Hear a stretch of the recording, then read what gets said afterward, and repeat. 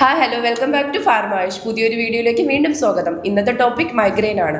ടോപ്പിക്കിനെ കുറിച്ച് സംസാരിക്കുന്നത് തിരുവനന്തപുരം നവജീൻ ഹോസ്പിറ്റലിലെ നാച്ചുറോപ്പതി ഡോക്ടറായ നിസാമുദ്ദീൻ ആണ്.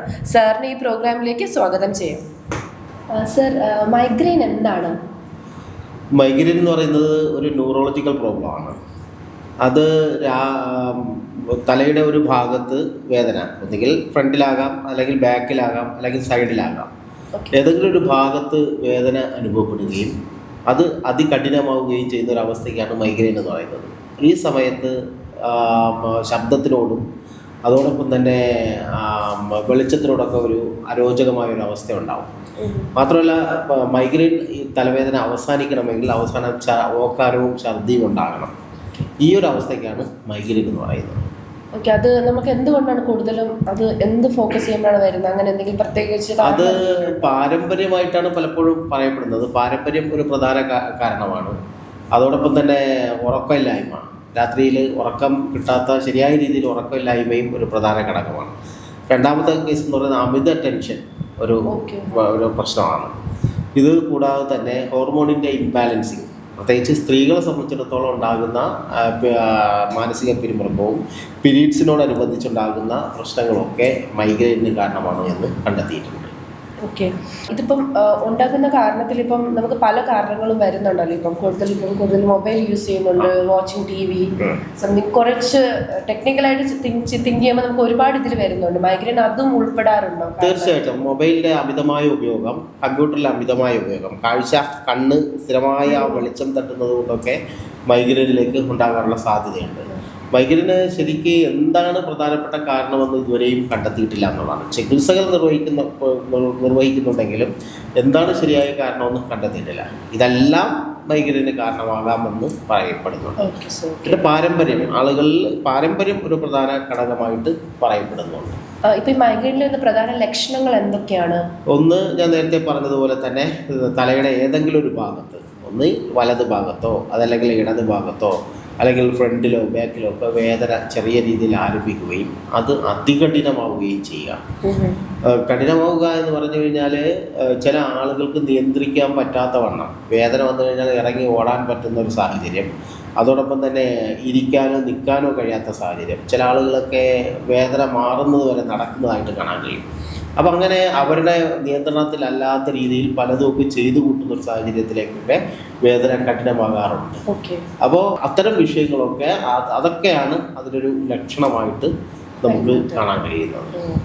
ഇതിപ്പോ മാനസിക സമ്മർദ്ദം, ഉറക്കക്കുറവ് മൈഗ്രെയിനെ അധികമായിട്ട് ബാധിക്കാറുണ്ട്. തീർച്ചയായിട്ടും മാനസിക സമ്മർദ്ദം മൈഗ്രെയിനെ ഒരു പ്രധാന ഘടകമാണ്. ഏതെങ്കിലും അർത്ഥത്തിൽ ഒരു ചെറിയൊരു ടെൻഷനുള്ള ആളുകൾക്ക്, മൈഗ്രെയിനുള്ള ആളുകൾക്ക് മൈഗ്രെയിൻ തിരിച്ചു വരാനുള്ള സാധ്യതയുണ്ട്. ഉറക്കക്കുറവ്, മൈഗ്രെയിനുള്ള ആളുകൾ ഒരു 8 മണിക്കൂർ ഒരു സൗണ്ട് സ്ലീപ്പ് തന്നെ ഏറ്റവും നല്ല രീതിയിൽ ഉറക്കം ലഭിക്കണമെന്നുള്ളതാണ്. അങ്ങനെ ഉറക്കത്തിൽ എന്തെങ്കിലും ഒരു ഭംഗം വന്നു കഴിഞ്ഞാലും ശരിക്ക് മൈഗ്രെയിൻ സ്റ്റാർട്ട് ആവാനുള്ള സാധ്യതയുണ്ട്. ചില ആളുകളെ സംബന്ധിച്ചിടത്തോളം എന്ന് പറഞ്ഞു കഴിഞ്ഞാൽ ആഴ്ചയിൽ ഒരു ദിവസമൊക്കെ ഫ്രീ കിട്ടുള്ളൂ, ബാക്കി 6 ദിവസവും മൈഗ്രെയിൻ ആകുന്ന ആളുകളുണ്ട്, തലവേദനയായിട്ട് കിടക്കുന്ന ആളുകളുണ്ട്.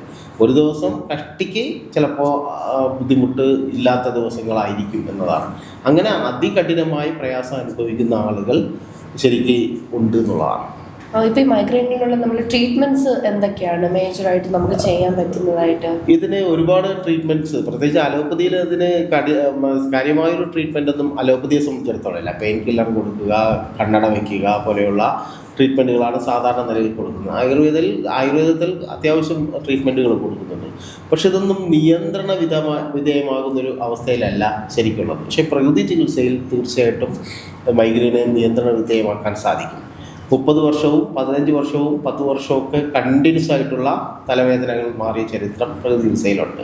ഞാൻ നേരത്തെ പറഞ്ഞത് ഒരാളുടെ അനുഭവമാണ് പറഞ്ഞത്. 6 ദിവസം കണ്ടിന്യൂസ് ആയിട്ട് തലവേദനയും 1 ദിവസം മാത്രം റെസ്റ്റ് കിട്ടുകയും ചെയ്യുന്ന ആളുകളും, പ്രത്യേകിച്ച് സ്ത്രീകളിലാണ് അത് കൂടുതലായിട്ട് കണ്ടുവരുന്നത്. അത്തരം കേസുകൾ വരെയും നമുക്ക് പ്രകൃതി ചികിത്സയിലൂടെ മാറ്റിയെടുക്കാൻ സാധിച്ചിട്ടുണ്ട്. എൻ്റെ അനുഭവത്തിൽ തന്നെയാണ് അത് മാറ്റിയെടുക്കാൻ സാധിച്ചിട്ടുള്ളത്. ഈ സാധാരണ മൈഗ്രെയിനും നോർമൽ തലവേദന രണ്ടും ഒരേ മെഡിസിൻ ആണോ അതോ വേറെയാണോ പ്രിസ്ക്രൈബ് ചെയ്യുന്നത്? മൈഗ്രെയിൻ എന്ന് പറയുന്നത് ഞാൻ നേരത്തെ പറഞ്ഞതുപോലെ ഒരു സൈഡിൽ മാത്രം അനുഭവപ്പെടുകയും അത് കഠിനമാവുകയും ചെയ്യുന്നതാണ് മൈഗ്രെയിൻ എന്ന് പറയുന്നത്. അത് അവസാനം എത്തുന്നതെന്ന് പറഞ്ഞു കഴിഞ്ഞാൽ ഓക്കാനത്തിലും ഛർദിയിലും പിന്നെ ശബ്ദത്തിനോടും വെളിച്ചത്തിനോടും ഒക്കെ ഉള്ള അസ്വസ്ഥതയാണ്. നോർമൽ തലവേദന എന്ന് പറഞ്ഞു കഴിഞ്ഞാൽ അത് അത്ര കഠിനമാവാറില്ല. ഇത്തരം ഇപ്പോൾ ശരിക്കും ശബ്ദത്തിനോടും അതോടൊപ്പം തന്നെ വെളിച്ചത്തിനോടൊക്കെ ഒരു ചില അസ്വസ്ഥതകൾ ഉണ്ടാകുമെങ്കിലും മൈഗ്രെയിൻ തലവേദന പോലെ അത്ര അസ്വസ്ഥത ഉണ്ടാകുന്നതല്ല. മാത്രമല്ല അത് യാതൊരു മരുന്നും കഴിക്കാതെ തന്നെ ഒന്ന് ഉറങ്ങിയാലോ ഒന്ന് റെസ്റ്റ് എടുത്താലോ മാറിപ്പോവുകയും ചെയ്യുന്നതാണ്. പക്ഷേ ഇതങ്ങനെയല്ല, പെയിൻ കില്ലർ കഴിച്ചാലും മാറാൻ പറ്റാത്ത സാഹചര്യം ഉണ്ടാവാറുണ്ട്. ഇത്ര കോഴ്സ് ഉണ്ടാവും, ഇത്ര കഴിക്കണം, അങ്ങനെ ഉണ്ട്. അതായത് അലോപ്പതിയിൽ നല്ല അതികഠിനമായ മരുന്നുകളാണ് ഇതിനകത്ത് പ്രിഫർ ചെയ്യുന്നത്. അത് ശരീരത്തിനും കിഡ്നിക്കൊക്കെ ദോഷകരമായിട്ട് ബാധിക്കാറുണ്ട്. ഈ മൈഗ്രെയിൻ വരാതിരിക്കാൻ വേണ്ടി നമ്മൾ ഡെയിലി റുട്ടീനിൽ എന്തൊക്കെ ചേഞ്ചസ് ആണ് നോർമലി മാറ്റേണ്ടി വരിക? ഒന്ന് എന്ന് പറയുന്നത് മൈഗ്രെയിൻ ഉള്ള ആളുകൾ ഉറപ്പായിട്ട് ഉറങ്ങണം എന്നുള്ളതാണ്. നേരത്തെ ഞാൻ പറഞ്ഞതുപോലെ നന്നായിട്ട് ഉറങ്ങണം. ഒരു 6-7 മണിക്കൂർ, പരമാവധി 8 മണിക്കൂർ വരെ ഉറങ്ങണം. ഉറക്കം കൂടുതലുള്ള ആളുകൾക്ക് സ്വാഭാവികമായിട്ട് മൈഗ്രെയിൻ ഉണ്ടാവുന്നുണ്ട്. അപ്പോൾ അതുകൊണ്ട് ഒരു 6-7-8 മണിക്കൂർ പരമാവധി ഉറങ്ങാൻ നമ്മൾ ശീലിക്കണം. രണ്ടാമത് വെള്ളം നന്നായിട്ട് കുടിക്കണം. ഇപ്പോൾ മനുഷ്യന്മാരെ സംബന്ധിച്ചിടത്തോളം ഒരു 12-13 ഗ്ലാസ് വെള്ളം കുടിക്കണമെന്നാണ്. പക്ഷേ ആളുകൾ അത് ചെയ്യുന്നില്ല എന്നുള്ളതാണ്. മൂന്നാമത്തെ സംഗതി എന്ന് പറയുന്നത് ടെൻഷൻ ഫ്രീ ആക്കുക. ഏതിനും ടെൻഷൻ ഉണ്ടാക്കുന്ന ഒരവസ്ഥ പൂർണ്ണമായിട്ട് ഒഴിവാക്കുക. ലൈഫ് സ്റ്റൈൽ അങ്ങനെയാണ്, ഉറക്കം കുറവാണ്. തീർച്ചയായിട്ടും മൊബൈൽ, നമ്മൾ TV വന്നപ്പോൾ പകുതി ഉറക്കം പോയി, മൊബൈൽ വന്നപ്പോൾ പൂർണ്ണമായിട്ട് ഉറക്കം പോയി. ആ ഒരു സാഹചര്യത്തിലേക്കാണ് പോയിക്കൊണ്ടിരിക്കുന്നത് എന്നുള്ളതാണ്. അപ്പോൾ അതുകൊണ്ട് ഉറക്കം ഒരു പ്രധാന ഘടകം തന്നെയാണ്. നന്നായിട്ട് ഉറങ്ങണം, നന്നായിട്ട് വിശ്രമിക്കണം. അതെ. പിന്നെ ഉള്ളത് നന്നായിട്ട് വെള്ളം കുടിക്കണം, സമയത്ത് ഭക്ഷണം കഴിക്കണം. ഇതൊക്കെയാണ് മൈഗ്രെയിൻ നിയന്ത്രിക്കാൻ പറ്റുന്ന ഫാക്ടർ എന്ന് പറയുന്നത്. സർ, അതുപോലെ മൈഗ്രെയിൻ പേഷ്യൻസ് ഉണ്ടല്ലോ, ഡോക്ടറെ എപ്പോൾ പോയാലാണ്, ഒരു പ്രത്യേക ടൈമിംഗ് ഉണ്ട് കാണാനായിട്ട്? അതായത് അടിക്കടി തലവേദന വരിക, കാരണമില്ലാതെ അടിക്കടി തലവേദന വരിക, അത് നിയന്ത്രണ വിധേയമല്ലാതിരിക്കുക, സാധാരണ നിലയുള്ള ചില പൊടിക്കൈകളൊക്കെ ചെയ്തു കഴിഞ്ഞാൽ നിയന്ത്രിക്കാൻ പറ്റാത്ത വണ്ണം തലവേദന അതികഠിനമാവുക. ഈ ഒരു സാഹചര്യത്തിൽ അവരെ ഒരു ഡോക്ടറെ കണ്ട് ചികിത്സ ശരിക്ക് തേടേണ്ടതാണ് എന്നുള്ളതാണ്. നമ്മൾ സാധാരണ കുറച്ച് തലവേദന വരുമ്പോൾ എന്തെങ്കിലും ടാബ്ലറ്റ് കഴിക്കും, വെയിറ്റ് ചെയ്യും, അങ്ങനെ നിൽക്കാതെ അതെ പെട്ടെന്ന് തന്നെ ഒരു ഡോക്ടറെ കണ്ട് ട്രീറ്റ്മെന്റ് എടുക്കേണ്ടതാണ്. ഈ പ്രകൃതി ചികിത്സയിൽ നമുക്ക് മൈഗ്രെയിനുള്ള ട്രീറ്റ്മെന്റ്സ് അവൈലബിൾ ആണ്? തീർച്ചയായിട്ടും പ്രകൃതി ചികിത്സയിലൂടെ നമുക്ക് മൈഗ്രെയിനെ പൂർണ്ണമായിട്ട് ചികിത്സിക്കാൻ സാധിക്കും. ഞാൻ നേരത്തെ അലോപ്പതിയുടെ തിയറി അനുസരിച്ചിട്ടാണ്, അല്ലെങ്കിൽ ആയുർവേദത്തിന്റെ തിയറി അനുസരിച്ചിട്ടാണ് ഇതിനൊരു പ്രത്യേക കാരണം ശരിക്കും കണ്ടെത്തിയിട്ടില്ല എന്നുള്ളതാണ്. ശരിക്കും പ്രകൃതി ചികിത്സയിൽ കാരണം എന്ന് പറയുന്നത് നമ്മൾ തലയ്ക്കാണ് ശരിക്കും സ്കാനിങ്ങും MRI ഒക്കെ എടുക്കുന്നത്. തലവേദന വരുന്ന ആളുകളെ സംബന്ധിച്ചിടത്തോളം തലയ്ക്കാണ് MRIയും സ്കാനിങ്ങും ഒക്കെ എടുക്കുന്നത്. പക്ഷേ പ്രകൃതി ചികിത്സയിൽ എന്ന് പറഞ്ഞു കഴിഞ്ഞാൽ ശരിക്കും അങ്ങനെയല്ല. പ്രകൃതി ചികിത്സയിൽ നമുക്ക് മൈഗ്രെയിൻ ശരിക്കും ചികിത്സിക്കുമ്പോൾ കാണാൻ കഴിയുന്നത് അവിടെ വയറിനാണ് കംപ്ലൈൻറ്റ് എന്നാണ് മനസ്സിലാക്കുന്നത്. തലയ്ക്കാണ് നമ്മൾ ഏത് അലോപ്പതിയിൽ പോയാലും ആയുർവേദത്തിൽ പോയാലും ഹോമിയോയിലൊക്കെ പോയാലും തലയ്ക്കാണ് അവർ ചികിത്സിക്കുന്നത്. ശരിക്കും പ്രകൃതി ചികിത്സയിൽ വന്നു കഴിഞ്ഞാൽ വയറ് ശരിയാക്കി കൊടുക്കുന്നതോടുകൂടി മൈഗ്രെയിൻ പൂർണ്ണമായിട്ട് മാറുമെന്നുള്ളതാണ്. അതുകൊണ്ടാണ് അതായത് വയറ്റിലെ ചളിയും പഴുപ്പും കിടക്കുന്ന ഒരു സാഹചര്യത്തിലാണ് ശരിക്കും മൈഗ്രെയിൻ ഉണ്ടാകുന്നതെന്നാണ് നമുക്ക് അനുഭവിക്കാൻ സാധിച്ചിട്ടുള്ളത്. 30 വർഷവും 35 വർഷവും ഒക്കെ കണ്ടിന്യൂസ് ആയിട്ട്, 12 വർഷമൊക്കെ കണ്ടിന്യൂസ് ആയിട്ട് ഞാൻ ഈ നേരത്തെ പറഞ്ഞതുപോലെയുള്ള തലവേദനയുള്ള ആളുകൾ നമുക്ക് ട്രീറ്റ്മെൻറ്റ് തുടങ്ങി ഒരു 2-3 ദിവസം കഴിയുമ്പോൾ തന്നെ ലൂസ് മോഷൻ പോലെയുള്ള പ്രശ്നങ്ങൾ ഉണ്ടാവാറുണ്ട്. അങ്ങനെ ലൂസ് മോഷൻ ഉള്ള പ്രശ്നങ്ങൾ ഉണ്ടാകുന്നതോടുകൂടി ചളിയും പഴുപ്പ് പുറത്തു പോകുന്നതായിട്ട് കാണാം. അല്ലെങ്കിൽ 3 ദിവസം 4 ദിവസമൊക്കെ കഴിയുമ്പോൾ തന്നെ മൈഗ്രെയിൻകാരെ ലൂസ് മോഷൻ അനുഭവിക്കുകയും ചളിയും പഴുപ്പും പുറത്തേക്ക് പോവുകയും ചെയ്യും. ചളിയും പഴുപ്പും പുറത്തേക്ക് പോയി ദുർഗന്ധമാകുന്നൊരവസ്ഥയിൽ ഒരുപക്ഷെ അവർക്ക് ടോയ്ലറ്റിൽ തന്നെ അവർക്ക് തന്നെ സഹിക്കാൻ പറ്റാത്ത വണ്ണം ദുർഗന്ധമാകുന്നൊരവസ്ഥ ഉണ്ടാവാറുണ്ട്. അത് കഴിയുന്നതോടുകൂടി അത് ചിലപ്പോൾ ഒരു 1-2 ആഴ്ചയൊക്കെ ചിലപ്പോൾ അങ്ങനെ നിൽക്കും. അത് കഴിയുന്നതോടുകൂടി അവരുടെ ഇന്നുവരെ അനുഭവപ്പെട്ട തലവേദന പൂർണ്ണമായിട്ട് മൈഗ്രെയിൻ പൂർണ്ണമായിട്ട് മാറുന്നതായി കാണാൻ കഴിയും. അതുകൊണ്ട് പ്രകൃതി ചികിത്സയിലൂടെയാണ് ഇത് ശരിക്കും സുഖപ്പെടുത്തിയെടുക്കുവാൻ സാധിക്കുന്നത് എന്നുള്ളതാണ്. മറ്റൊരിടത്തൊക്കെ കാരണം എന്താണെന്ന് അറിയാതിരിക്കുമ്പോൾ പ്രകൃതി ചികിത്സയിൽ അത് വയറിനാണ് കംപ്ലൈൻറ്റ് എന്ന് പറഞ്ഞിട്ട് നമ്മൾ മൈഗ്രെയിൻകാരെ മുഴുവനും വയറ്റിലാണ് നമ്മൾ ട്രീറ്റ്മെൻറ്റ് കൊടുക്കുന്നത്. അതോടുകൂടി ആ പ്രശ്നം പരിഹരിക്കുന്നതായിട്ടാണ് കാണാൻ കഴിയുന്നത്.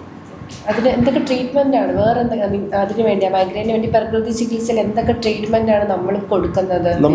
നമുക്ക് ചെയ്യാൻ പറ്റുന്നതെന്ന് പറഞ്ഞു കഴിഞ്ഞാൽ ഒന്ന് വാഷ് ഔട്ടാണ് നമ്മൾ ഇതിനകത്ത് കൊടുക്കുന്നത്. ഒരു ക്ലീനിങ് പ്രോസസ്സ് കൊടുക്കാറുണ്ട്. അപ്പോൾ എനിമ ശരിക്ക് കൊടുക്കാറുണ്ട്. വേപ്പിലയും മഞ്ഞളൊക്കെ ചേർത്തിട്ട് എനിമ കൊടുക്കാറുണ്ട്. ജ്യൂസാക്കിയിട്ട് എനിമ കൊടുക്കാറുണ്ട്. പിന്നെ അതോടൊപ്പം തന്നെ വയറ് ക്ലീൻ ചെയ്യുന്നതിന് യോഗയിലെ ചില ക്രിയകളൊക്കെ നമ്മൾ കൊടുക്കാറുണ്ട്. രണ്ടാമത്തേതെന്ന് പറഞ്ഞു കഴിഞ്ഞാൽ ശരീരം ഒന്ന് ക്ലീൻ ആകാനും വൃത്തിയാകാനും ഒക്കെ വേണ്ടിയിട്ട് കുമ്പളങ്ങ നീര് നന്നായിട്ട് കൊടുക്കാറുണ്ട്. അവർ കഴിക്കുന്ന ഭക്ഷണം പൂർണ്ണമായിട്ട് നമ്മൾ കുറച്ച് ദിവസത്തേക്ക് ഒഴിവാക്കും. വേവിച്ച ഭക്ഷണങ്ങളുടെ അളവ് കുറയ്ക്കുകയോ പൂർണ്ണമായൊക്കെ രോഗത്തിൻ്റെ കാഠിന്യം അനുസരിച്ചിട്ട് ഒന്നുകിൽ കുറയ്ക്കുകയോ അതല്ലെങ്കിൽ പൂർണ്ണമായി വേവിച്ച ഭക്ഷണങ്ങൾ ഒഴിവാക്കിയിട്ട് പച്ചക്കറികളും പഴവർഗ്ഗങ്ങളും കൊടുക്കുകയൊക്കെ ചെയ്യും. അതെ. പിന്നെ ഉള്ളതെന്ന് പറഞ്ഞു കഴിഞ്ഞാൽ പുളിയുള്ള ഫ്രൂട്ട്സ് ഐറ്റംസ്, പ്രത്യേകിച്ച് ഓറഞ്ച്, മുസമ്പി, നാരങ്ങ പോലുള്ളതൊക്കെ ധാരാളം നമ്മൾ കൊടുക്കാറുണ്ട്. അപ്പോൾ ഇതൊക്കെ കൊടുക്കുമ്പോൾ പ്രത്യേകിച്ച് വൈറ്റമിൻ സി അടങ്ങുന്ന ഭക്ഷണ സാധനങ്ങൾ കൂടുതലായി കൊടുക്കുമ്പോൾ ശരിക്കും വയറ് ശുദ്ധമാകുന്നതായിട്ട് ക്ലീൻ ആവാറുണ്ട്. അതോടുകൂടി പൂർണ്ണമായിട്ട് നമുക്ക് തലവേദന അല്ലെങ്കിൽ മൈഗ്രെയിൻ പൂർണ്ണമായിട്ട് നിയന്ത്രണ വിധേയമാക്കി എടുക്കാം. അതെ കൂടുതലായിട്ട് നമ്മൾ ചെയ്തിട്ടാണ് അത് കറക്റ്റ് ചെയ്ത് കൊടുക്കുന്നത്. പിന്നെ അതോടൊപ്പം തന്നെ വാഴയില, നന്നായിട്ട് തലവേദന ഉണ്ടാകുന്ന സമയത്ത് വാഴയില, അത് ആർക്ക് ഏത് തലവേദനയ്ക്കും ചെയ്യാൻ പറ്റുന്നതാണ്. വാഴയില അരച്ചൊന്ന് നെറ്റിയിൽ പുരട്ടി കൊടുത്തു കഴിഞ്ഞാൽ വേദനയ്ക്ക് ആശ്വാസം കിട്ടുന്നതായിട്ട് കാണാൻ കഴിയും. പിന്നെ അതോടൊപ്പം തന്നെ മഞ്ഞൾ കത്തിച്ചിട്ട് അതിൻ്റെ പുക ഒന്ന് ശ്വസിച്ച് കഴിഞ്ഞ് കഴിഞ്ഞാൽ തലവേദന, അത് ഭയങ്കര തലവേദന ആയിരുന്നാലും നമുക്ക് നിയന്ത്രണ വിധേയമാകുന്നതായിട്ട് കാണാൻ കഴിയും. കടുക് ലേശം വളരെ കുറഞ്ഞ അളവിൽ കടുക് അരച്ചിടുന്നത് നല്ലതാണ്. കളിമണ്ണ് നെറ്റിയിൽ പാക്ക് ചെയ്യുന്നത് നല്ലതാണ്. ചൂടുവെള്ളത്തിൽ കാലാരക്കി വെക്കുന്നത് നല്ലതാണ്. ഇതൊക്കെ കുഞ്ഞു കുഞ്ഞു ടിപ്സ് ആണ്. അതെ. അപ്പോൾ ചൂടുവെള്ളത്തിൽ കാലാരക്കി വെക്കുന്നത് നല്ലതാണ്. വീട്ടിൽ ഇപ്പോൾ എനിക്ക് തലവേദന വന്നു കഴിഞ്ഞാൽ ഞാൻ ചെയ്യാറുള്ളതെന്ന് പറഞ്ഞു കഴിഞ്ഞാൽ ചൂടുവെള്ളത്തിൽ കാലാരക്കി വെക്കാനാണ് പതിവ്. അങ്ങനെ ചെയ്ത് കഴിഞ്ഞാൽ ഒരു 5-6 മിനിറ്റ് കഴിയുമ്പോൾ തലവേദന മാറുന്നുണ്ട്. തീർച്ചയായും ട്രൈ ചെയ്യുന്നുണ്ട്. നമുക്കിപ്പോൾ ഇപ്പോൾ ചികിത്സ തുടങ്ങത്തില്ലയോ ഈ പ്രകൃതി ചികിത്സ? അപ്പോൾ അതിനൊരു ടൈം ലിമിറ്റ് ഉണ്ടോ? എത്ര നാൾ ഈ കോഴ്സ് കംപ്ലീറ്റ്? നമുക്കൊരു മിനിമം ഒരു 15 ദിവസമൊക്കെ മതി. 30 വർഷം ഉള്ള പഴക്കമുള്ള തലവേദന 15 ദിവസം കൊണ്ട് നമുക്ക് സുഖപ്പെടുത്തിയെടുക്കുവാൻ സാധിച്ചിട്ടുണ്ട്. പൂർണ്ണമായിട്ട് മാറിയിട്ടുണ്ട്. പിന്നീട് തിരിച്ചു വരാത്ത വണ്ണം പൂർണ്ണമായിട്ട് മാറുന്നതായിട്ട്. മൈഗ്രെയിൻ ഒഴിവാക്കാനായി സാറ് പറഞ്ഞ ഹോം മെയ്ഡ് റെമഡീസ് ഫോളോ ചെയ്യുക. അതുപോലെ തന്നെ നെക്സ്റ്റ് ടോപ്പിക്കിൽ പുതിയ ടിപ്സുമായിട്ട് വേറൊരു വീഡിയോയിലേക്ക് നമുക്ക് കാണാം. Thank you.